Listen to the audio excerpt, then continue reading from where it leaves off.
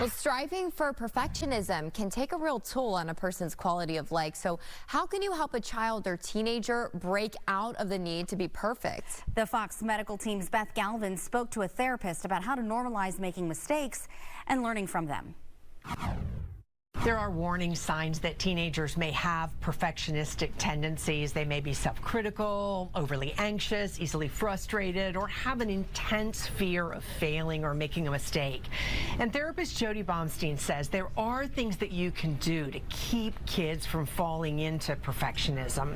The need to be not just good, but perfect is driven by a fear of failure, not high standards. So licensed therapist Jody Baumstein with Children's Healthcare of Atlanta's Strong for Life program says the best thing that you can do for your child or teenager is to drive home the message that they don't need to be perfect. Kids wouldn't strive for it if they don't feel this intense pressure. So take it off the table, explicitly talk about that's not the goal.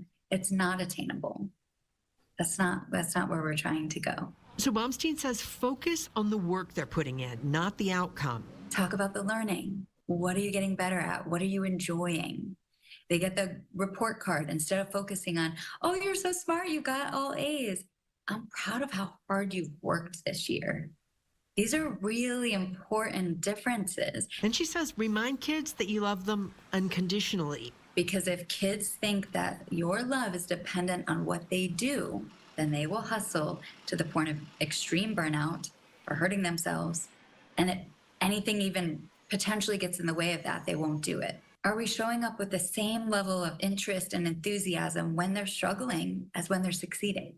Do we get excited when they come home with a great grade and we kind of ignore it or maybe even make them feel not so great about it when they're struggling? These are important moments. And part of normalizing failure, Baumstein says, is owning your own mistakes. Helping them see that this is not something to be scared of. You're not scared of it. You expect it because you fail. You have to humanize yourself a little bit too and show I mess up. And finally, if you're seeing signs that your child or teen needs help, trust your instinct. You don't have to figure it out alone. Talk to a licensed mental health professional or even start with your child's pediatrician if you trust them.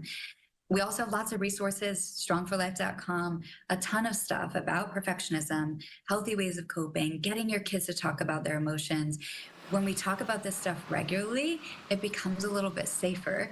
And Baumstein says keep driving home the idea that failure is normal and it's part of life. For your Fox Medical team, I'm Beth Galvin.